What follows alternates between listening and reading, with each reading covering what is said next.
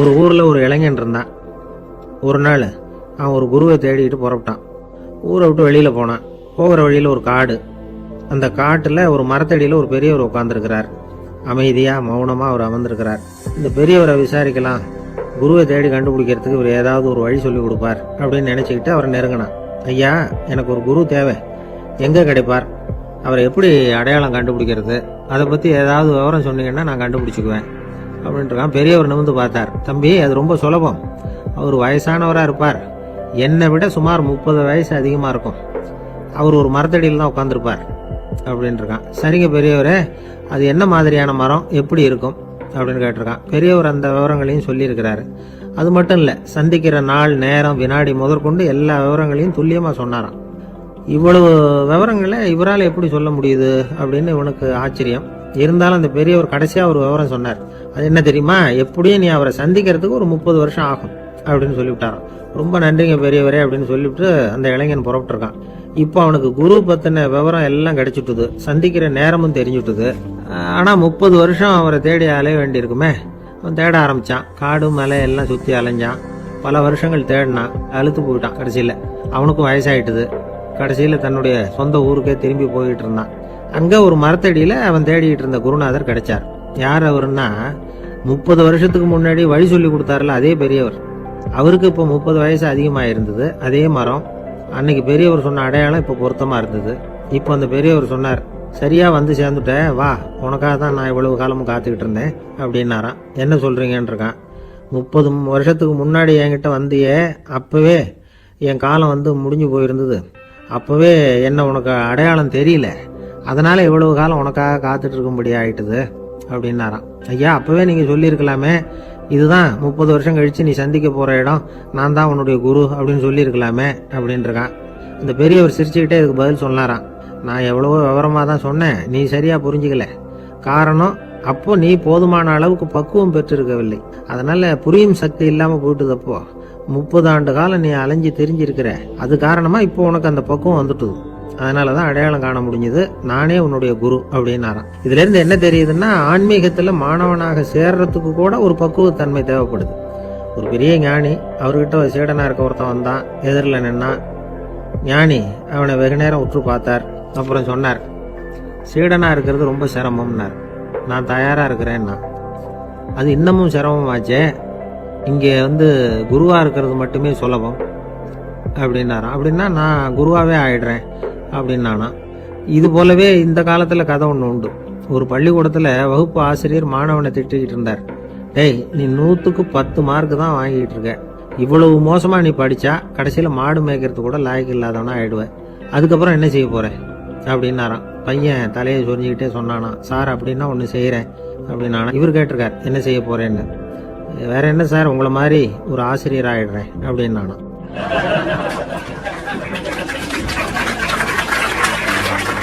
ஒரு காலத்தில் பிரஷ்யா அப்படின்னு ஒரு தேசம் இருந்தது. இப்போ ஜெர்மனி இருக்குல்ல, இதோட பெரும்பகுதி ஒரு காலத்தில் பிரஷ்யாங்கிற பேரில் இருந்தது. அப்போ அதுக்கு அரசராக இருந்தவர் மகா ஃப்ரெடரிக், அதாவது ஃப்ரெடரிக் தி கிரேட் அப்படின்னு சொல்லுவாங்க. அந்த ராஜாவுக்கு ஒரு சந்தேகம். நாம் பல வகையான வரிகளை விதித்து வசூல் பண்ணுறோம், அப்படி பண்ணி வருமானம் குறைஞ்சிக்கிட்டே போகுதே, இதுக்கு என்ன காரணமாக இருக்கும்? இதுதான் அவருக்கு ஏற்பட்ட சந்தேகம். ஒரு சமயம் அந்த அரசர் தம்முடைய அமைச்சர்களையும் பிரபுக்களையும் தளபதிகளையும் கூப்பிட்டு ஒரு விருந்து வச்சார். விருந்து முடிஞ்சதும் அவங்கள பார்த்து இந்த சந்தேகத்தை கேட்டார்.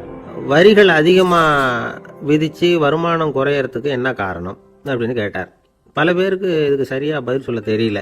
அனுபவசாலியான ஒரு தளபதி எழுந்திருச்சார். அரசே, அது எப்படிங்கிறத இப்போ உங்களுக்கு காட்டுறேன்னார். உடனே ஒரு பெரிய பனிக்கட்டி ஒன்று தன்னுடைய கையில் எடுத்தார். அதை அப்படியும் எப்படியும் திருப்பி பார்த்தார். அப்புறம் அடுத்தவர்கிட்ட கொடுத்தார். அவரும் அதை அப்படியும் எப்படியும் திருப்பி பார்த்துட்டு அடுத்தபடியா இருந்தவர்கிட்ட கொடுத்தார். இப்படியே இதை ஒவ்வொருத்தரா பார்த்துட்டு ஒவ்வொரு கையா மாறி கடைசியில மன்னர் கைக்கு போய் சேர்ந்தது. மன்னர் கைக்கு அந்த பனிக்கட்டி போய் சேர்ந்தப்போ அது கொஞ்சம் கொஞ்சமா உருகி ஒரு பட்டாணி கடலை சைஸுக்கு ஆயிட்டுது. மன்னர் யோசனை பண்ணார், வரி அதிகமா போட்டாலும் வந்து சேர்றது குறைவா இருக்கிறதுக்கு என்ன காரணம் அப்படிங்கிறது அவருக்கு புரிஞ்சு போச்சு. காலம்தான் மாறிட்டு இருக்கே தவிர இந்த கையூட்டு வாங்குற பழக்கம் மாறினதாக தெரியல. இன்னொரு ராஜா இருந்தார். அவர் தன்னுடைய ராஜாங்கத்துல லஞ்ச ஊழலே சுத்தமா இருக்கக்கூடாது அப்படின்னு நினைச்சார். அவர்கிட்ட பல்வேறு துறைகளுக்கும் பொறுப்பா இருந்த பல பேரும் ரொம்ப சுத்தமாகவும் நேர்மையாகவும் இருந்தாங்க. ஒரே ஒருத்தர் மட்டும் எல்லார்கிட்டையும் லஞ்சம் வாங்கிட்டே இருந்தார். அவரை வேற வேற துறைகளுக்கு மாற்றி பார்த்தாரு. அந்த ராஜா என்னென்னமோ பண்ணி பார்க்குறாரு. எந்த வேலையை கொடுத்தாலும் அதுலேயும் லஞ்சம் வாங்குறதுக்கு ஒரு வழியை உண்டு பண்ணிக்குவார் அந்த ஆள். ராஜாவுக்கு இது ஒரு பெரிய தலைவலியாக போட்டுது. இவர் என்ன பண்ணுறது, இவருக்கு என்ன வேலையை கொடுக்கறது, கொஞ்சம் கூட லஞ்சம் வாங்குறதுக்கு சான்ஸே இல்லாத ஒரு வேலையை கொடுக்கணும் அப்படின்னு திட்டம் போட்டார். ஒரு நாள் அவருக்கு அந்த உத்தரவும் போட்டுட்டார். அதாவது அவருக்கு என்ன வேலைன்னா, கடற்கரையில் தான் அவருக்கு ஆஃபீஸ். அங்கேயே இருந்துக்க வேண்டியது. தினமும் எத்தனை கடல் அலை கரையில் வந்து மோதுது அப்படிங்கிறத கணக்கெடுத்து ராஜாவுக்கு தெரிவிக்க வேண்டியது. இதுதான் அவருக்கு வேலை. பேசாமல் அலையை எண்ணிட்டு உட்காந்துருக்கட்டும், அப்போவாவது அவர் லஞ்சம் வாங்குற சந்தர்ப்பம் இல்லாமல் போயிடும் அவருக்கு அப்படின்னு நினைச்சார் ராஜா. இந்த ஆள் கடற்கரைக்கு போய் டியூட்டியில் ஜாயின் பண்ணிட்டார். ஒரே மாசத்துல அங்கே சொந்தமாக ஒரு பிரம்மாண்டமான மாளிகை கட்டி விட்டாரு. ராஜாவுக்கு இது பெரிய ஆச்சரியமா போச்சு. அலைய என்ற வேலையில அந்த ஆள் எப்படி பணம் சம்பாதிச்சார் அப்படின்னு விசாரிச்சு பார்த்தார் அக்கம் பக்கத்துல. அந்த ஆள் என்ன பண்ணிருக்கிறாருன்னா, கடற்கரையில போய் பொறுப்பை ஏத்துக்கிட்ட உடனே அங்க இருந்த மீனவர்கள் கிட்ட எல்லாம் இந்த கரையில வந்து ஒரு நாள்ல வந்து மோதுற அலைகள் எத்தனை அப்படின்னு கேட்டிருக்காரு. அது எப்படிங்க தெரியும்னு இருக்காங்க அவங்க. தினமும் அந்த எண்ணிக்கை தெரியணும். நம்ம ராஜாவுக்கு தினமும் அறிக்கை அனுப்பணும், டெய்லி ரிப்போர்ட்டு. தவறுனா நீங்க இந்த கடல்ல போய் மீன் பிடிக்கிறதுக்கு ராஜாவோட அனுமதி கிடைக்காது அப்படின்னு இருக்காரு. உடனே மீனவர்களும் பயந்து போட்டாங்க. கடலுக்கு போறதுக்கு அனுமதி இல்லைன்னா பட்டினி கிடக்கிறது மாதிரி ஆயிடுமே. மெதுவா அந்த ஆளுகிட்ட போனாங்க, காதோட காதா சொன்னாங்க, ஐயா எங்களால வந்து கடல் அலைய வந்து எண்ண முடியாது. தினமும் எங்களால முடிஞ்சதை உங்களுக்கு பணமா கொடுத்துட்றோம். நீங்க தான் ராஜா கிட்ட சிபாரிசு பண்ணி நாங்க தொடர்ந்து மீன் பிடிக்கிறதுக்கு அனுமதி வாங்கி கொடுக்கணும் அப்படின்னு வேண்டிக்கிட்டாங்க. பணம் தினமும் வந்து சேர ஆரம்பிச்சுட்டு, பதவியில மற்ற பதவியோட இந்த பதவி எவ்வளவோ மேல் அப்படின்னு நினைச்சுட்டான் அந்த ஆள். அது மட்டும் இல்ல, தயவு பண்ணி என்ன இந்த இடத்த விட்டு மாத்தி விடாதீங்க சார் அப்படின்னு வேற கேட்க ஆரம்பிச்சுட்டானா. ராமகிருஷ்ணர் வாழ்ந்த காலத்துல நடந்த ஒரு நிகழ்ச்சி இது. அப்போ ஒரு ஓவியர் இருந்தாராம். அவருக்கு ஒரு ஆசை, ராமகிருஷ்ணர் படத்தை வரையணும். அதை அவர்கிட்டயே கொண்டுட்டு போய் காட்டி அபிப்பிராயம் கேட்கணும். இதுதான் அந்த ஓவியரின் ஆசை.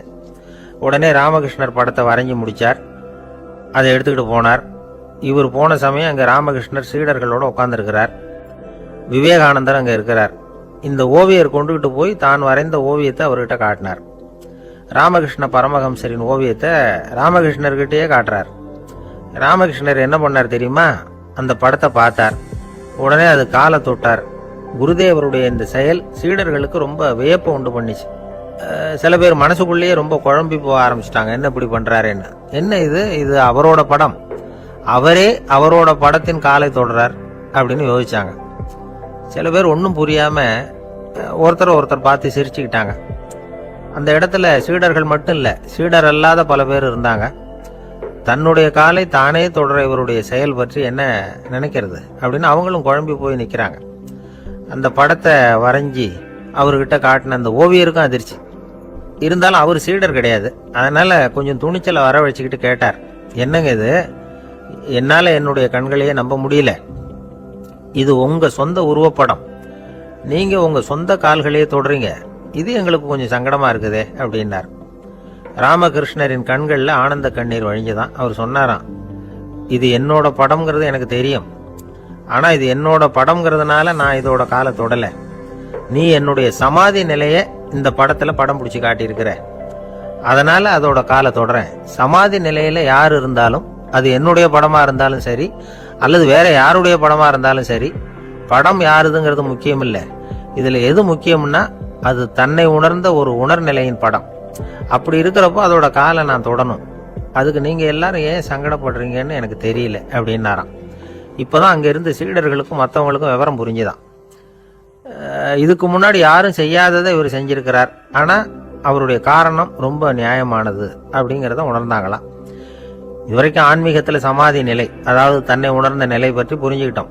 இல்லறத்துல ஏற்படக்கூடிய சமாதி நிலை பற்றி உங்களுக்கு தெரியுமா?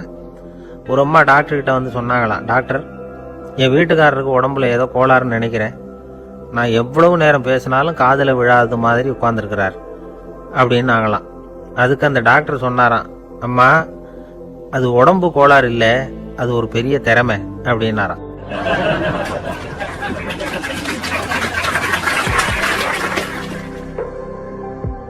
ஒரு சின்ன குழந்தை தவறுதலா ஒரு 25 காசு நாணயத்தை மூழ்கி விட்டுது. காசு வயத்துக்குள்ள போயிட்டுது. அந்த குழந்தையோட தாய் உடனே குழந்தைய தூக்கிட்டு ஆஸ்பத்திரிக்கு புறப்பட்டாங்க. அப்ப அந்த பக்கமா ஒருத்தர் வந்தார் தெருவில். என்ன விவரம்னு கேட்டார். இவங்க சொன்னாங்க, குழந்தை காசை முழுங்கிட்டுது, அதான் அவசரமாக ஆஸ்பத்திரிக்கு தூக்கிட்டு ஓடுறேன் அப்படின்னாங்க. அவர் வந்தவர் சொன்னார், கவலைப்படாதம்மா, உடனே இப்படி கொடுங்க குழந்தைய அப்படின்னு கையில் வாங்கினார். ஒரு கையில் அந்த குழந்தையோட கால் ரெண்டையும் பிடிச்சி தலைகீழாக தூக்கி பிடிச்சார். இன்னொரு கையால் அந்த குழந்தையோட வயத்தில் குறிப்பாக ஒரு இடத்துல அப்படியே தேடி அந்த சுட்டு விரலால் ஒரு இடத்துல பொட்டுன்னு தட்டினார். உடனே காசு அந்த குழந்தையோட வாய் வழியாக வெளியில் வந்து விழுந்துட்டுது. காசை எடுத்துக்கிட்டு இருந்தாங்கம்மா உங்கள் குழந்தை அப்படின்னார். ரொம்ப நன்றிங்க, நிச்சயமாக நீங்கள் ஒரு டாக்டராக தான் இருக்கணும், என்னுடைய யூகம் சரிதானே அப்படின்னாங்களாம் அந்த அம்மா. அதுக்கு அவர், இல்லைங்க, நான் ஒரு இன்கம் டேக்ஸ் ஆஃபீஸர், வருமான வரி அதிகாரி அப்படின்னு சொல்லிவிட்டு போனாராம்.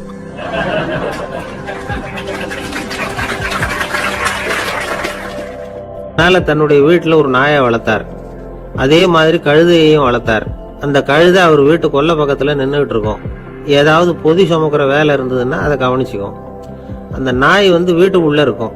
நாய்க்கு அந்த வீட்டில் ராஜ உபசாரம் தான். அதுக்கு அந்த வீட்டில் ஏகப்பட்ட மரியாதை. குளிக்கிறதுக்கு தனியாக சோப்பு, 2 வேளையும் பால், பிஸ்கட்டு, மத்தியானம் சாப்பாடு. அதுக்கு ஏதாவது உடம்பு சரியில்லைன்னா உடனே ஆஸ்பத்திரி வைத்தியம். ரொம்ப கொடுத்து வச்ச நாய். அந்த வீட்டு தலைவர் வெளியில் அப்படியே நடைப்பயிற்சி போனால் கூடவே இதுவும் போகும். அவர் மட்டும் தனியாக எங்கேயாவது வெளியில் போயிட்டு வந்தால் வீட்டுக்கு வந்த உடனே அந்த நாய் அவர்கிட்ட ஓடி வரும். அப்படியே எழும்பி முன்னங்கால் ரெண்டையும் அவர் தோள் மேலே போட்டுக்கும். அவர் சிரிச்சுக்கிட்டே தலையில் செல்லமாக தட்டுவார். அவர் ஈசி சேரில் சாஞ்சிக்கிட்டு டிவி பார்ப்பார், பேப்பர் படிப்பார். அப்போலாம் அந்த நாய் அவருடைய காலடியில் படுத்துக்கும். அப்போ கூட அவர் தலையை செல்லமாக தடவி கொடுப்பார். அந்த நாய் படுக்கிறதுக்குன்னே ஒரு மெத்தை, சில சமயம் அது அங்கே இருக்கிற மேஜை நாற்காலி மேலே கூட ஏறி விளையாடும். சோபாவில் ஏறி உட்காந்துக்கும். இவ்வளவு செல்வாக்காக வளர்ந்தது அந்த நாய். இதையெல்லாம் அந்த கழுதை பார்த்துக்கிட்டே இருக்குது கொல்லை பக்கத்துல இருந்து. பார்த்துட்டு அது யோசிக்க ஆரம்பிச்சுதான், என்ன இது, இந்த வீட்டில் நாம தான் கழுதையா உழைக்கிறோம், பொதி சுமக்கிறோம், நமக்கு ஒரு நல்ல சாப்பாடு கிடையாது, படுக்க கிடையாது, ஒரு நாளாவது நம்ம தலையையோ முதுகையோ தடவி கொடுத்தது கிடையாது. ஆனா அந்த நாய் இந்த வீட்டுக்காக ஒரு துரும்ப கூட அசைச்சது இல்லை. அதை போய் இந்த வீட்டில் உள்ளவங்க இப்படி தலையில வச்சு தாங்குறாங்களே அப்படின்னு யோசிச்சுதான் அந்த கழுதை. ரொம்ப நேரம் யோசிச்சுட்டு அதுக்கப்புறம் ஒரு முடிவுக்கு வந்திருக்குது. சரி, இனிமே நாமளும் அந்த நாய் மாதிரியே நடந்து பார்ப்போம், அது மாதிரியே பிஹேவ் பண்ணுவோம், அப்போவாவது நமக்கும் அந்த மரியாதை கிடைக்குதா பார்க்கலாம் அப்படின்னு ஒரு திட்டம் போட்டுது மனசுக்குள்ள. உடனே அந்த திட்டத்தை செயல்படுத்தவும் ஆரம்பிச்சது. அதாவது அந்த வீட்டில் அந்த நாய் என்னென்ன செய்யுதோ அதையெல்லாம் இதுவும் செய்ய ஆரம்பிச்சுட்டுது. அந்த வீட்டு எஜமான் எங்கேயோ வெளியில சுத்தி விட்டு ரொம்ப அசந்து போய் வீட்டுக்கு திரும்பி வந்துகிட்டு இருந்தான். உடனே இந்த கழுதை என்ன பண்ணுச்சு தெரியுமா, அவங்ககிட்ட ஓடி போச்சு. ஓடி போய் அந்த நாய் என்ன பண்ணுமோ அது மாதிரியே பண்ணிச்சு. அதாவது அந்த ஆள் தோல் மேல தன்னுடைய முன்னங்கால் ரெண்டையும் தூக்கி போட்டுவிடுது. அந்த ஆள் பயந்து போயிட்டான். அவனுக்கு ஒன்றும் புரியல, இது ஏன் இப்படி பண்ணுதுன்னு கொஞ்சம் ஒதுங்கி நின்னான். இது அவனை சுத்தி சுத்தி வருது, நாய் மாதிரி வாழை ஆட்டிக்கிட்டே சுத்தி சுத்தி வருது கழுதை. அவன் கிடுகிடுன்னு வீட்டுக்குள்ள ஓடினான். இதுவும் பின்னாடியே ஓடிச்சு. அங்க போய் நாய் மாதிரி மேஜை நாற்காலி மேல ஏறி குதிச்சு விளையாட ஆரம்பிச்சுட்டுது. சோபாவில் ஏறி உட்காருது. மேஜையில இருந்து சாமான்லாம் கீழே விழுந்து உடையுது. கழுதை மேஜை மேல ஏறி குதிச்சா என்னத்துக்கு ஆகும்? அந்த ஆள் பார்த்தான், சரி இந்த கழுதைக்கு என்னமோ ஆயிட்டுது அப்படின்னு முடிவு பண்ணான். ஒரு நல்ல கயிறா பார்த்து கொண்டான்னா அது கால்லையும் கழுத்துலையும் கட்டினான். தரன்னு இழுத்துட்டு போனான். அடிச்சு கொல்லை பக்கத்துல கட்டி போட்டுட்டான். அண்ணன் ஆகாரம் எதுவுமே கொடுக்கல, பட்டினி போட்டுட்டான். இப்ப அந்த கழுதை யோசனை பண்ணி பாக்குதான், என்ன இது, நம்ம எஜமானுக்கு இன்னைக்கு என்ன ஆயிட்டுது இப்படி? அந்த நாய் பழகிறது மாதிரி தானே நாமளும் பழகணும். ஆனா இந்த மனுஷன் நாயை அடிக்கல, ஆனா நம்மள அடிக்கிறான். இப்படி கொண்டாந்து கட்டி போட்டானே, என்ன காரணமா இருக்கும் அப்படின்னு யோசனை பண்ண ஆரம்பிச்சுட்டுதான் அந்த கழுதை. எதுக்கு இந்த கதைன்னா, இது மாதிரியே நாம கூட சில சமயம் யோசிக்கிறது உண்டாம். இயல்புல இருந்து மாறி நடக்க ஆரம்பிச்சிட்டோம்னா பல சமயங்கள்ல இப்படி யோசிக்கிறது மாதிரி தான் ஆயிடும். அதனாலதான் ஒரு மனுஷன் எப்படி நடந்துக்கணுமோ அப்படி நடந்துகிட்டாதான் நமக்கு மரியாதை. வெறி நாய் கடிச்சுட்டா மனுஷன் அது மாதிரியே ஆயிடுறான் பாத்தீங்களா, அவனோட இயல்பு மாறி போடுது. ஒருத்தனை பார்த்து இன்னொருத்தன் கேட்டானா, வெறி நாய் ஒண்ணு உன்னை கடிச்சுட்டா நீ என்ன பண்ணுவே அப்படின்னு கேட்டிருக்கான். நான் உடனே பேப்பரும் பேனாவும் கேட்பேன் நானா இவன். ஏன் உயில் எழுதுறதுக்கான்னு கேட்டிருக்கான் அவன். இல்ல, நான் யாரையெல்லாம் கடிக்கணும்னு ஒரு லிஸ்ட் தயார் பண்ணணும்ல, அதுக்காக அப்படின்னு நானும்.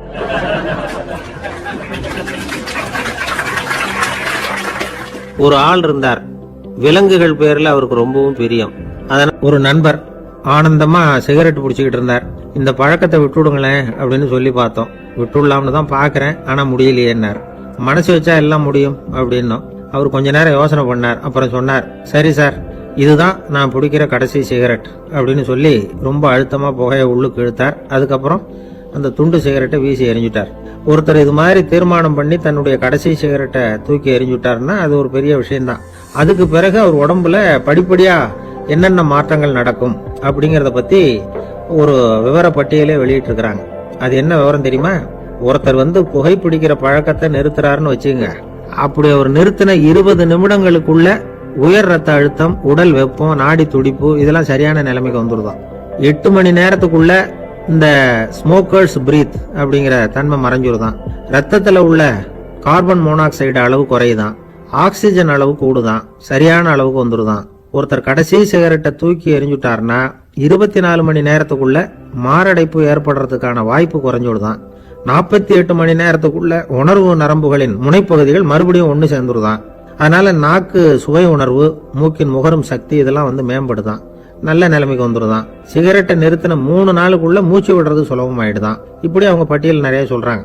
2 அல்லது 3 மாசத்துக்குள்ள என்ன ஆகும் தெரியுமா? ரத்த ஓட்டம் மேம்படுது, நடக்கிறது சுலபமாயிடுது. நுரையீரல் கொள்ளளவு 30% அதிகரிக்குது. 1-9 மாசத்துக்குள்ள சுவாச குறைபாடுகள் நீங்குது. நுரையீரல்ல இருக்கக்கூடிய இந்த அசுத்தம் வடிகட்டும் திசுக்கள் சரியா வேலை செய்ய ஆரம்பிச்சிருது. 1 வருஷத்துக்குள்ள இந்த இதய அழுத்த நோய்க்கான வாய்ப்பு பாதியா குறைஞ்சிருது. இந்த சிகரெட்டை நிறுத்தின 5 வருஷத்துக்குள்ள ஒரு நாளைக்கு 1 பாக்கெட் சிகரெட் குடிக்கிறவர்கள்ல நுரையீரல் புற்றுநோயினால சாகிறவர்கள் எண்ணிக்கை பாதியா குறைஞ்சிருது. புற்றுநோய் செல்கள் சீரமைக்கப்படுது.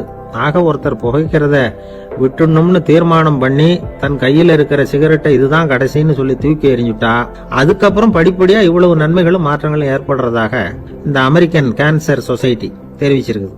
அதனால புகைப்பழக்கம் உள்ளவங்க இதெல்லாம் கொஞ்சம் யோசிச்சு பார்த்து அந்த பழக்கத்தை விட்டு விடுறது ரொம்ப நல்லது. ஆனா அதையெல்லாம் நாம சொன்னா யாரு கேட்கறாங்க? என்னுடைய நண்பர் ஒருத்தர் புகைப்பழக்கம் உள்ளவர், அவர் என்கிட்ட சொன்னார், சார் சிகரெட் பிடிக்கிற பழக்கத்தை விட்டு விடுறது என்னை பொறுத்த வரைக்கும் ஒன்றும் பெரிய கஷ்டமான செயல் இல்லை, அது ரொம்ப சுலபம் அப்படின்னார். எப்படி சொல்றீங்கன்னு கேட்டேன். நான் ஏற்கனவே 20 தடவை அந்த பழக்கத்தை விட்டுருக்கேன் சார் அப்படின்னார் ரொம்ப பெருமையா. இந்த உலகத்துல மனுஷன் எவ்வளவோ தவறுகள் செய்யறான். அதுக்கெல்லாம் என்ன காரணம்? அதை பத்தின ஆராய்ச்சி தான் இன்னைக்கு. இதுக்கு ஆராய்ச்சி என்னத்துக்கு? அது தெரிஞ்ச விஷயம் தானே அப்படின்னு நீங்க நினைக்கலாம். ஆனா அப்படி அலட்சியமா இந்த விஷயத்தை விட்டுறக்கூடாது.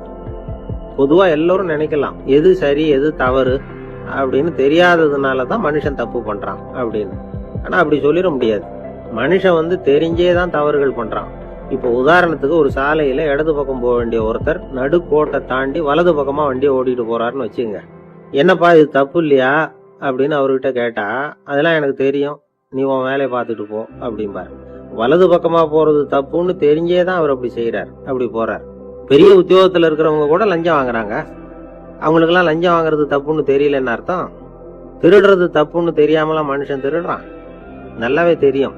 நீங்க வேணும்னா கேட்டு பாருங்க, வேற வழி இல்ல அதனாலதான் திருடுறேன்பா. திருடுறது ஒரு புண்ணியமான காரியம்னு திருடனே கூட சொல்ல மாட்டான். திருடுறது தவறுங்கிறது திருடனுக்கு தெரியும் அப்படிங்கறத விளக்கறதுக்காக ஒரு பெரியவர் ஒரு கதை சொன்னார். அதாவது 2 திருடர்கள் 2 பேரும் சேர்ந்து ஒரு வீட்டுக்கு போய் ஒரு 10,000 ரூபாயை திருடிட்டு வந்துடுறாங்க. ஒரு காட்டு வழியா வந்துட்டு இருக்கிறாங்க. இன்னும் விடியல. 2 பேருக்கும் தூக்கம் கண்ணை சுத்துது.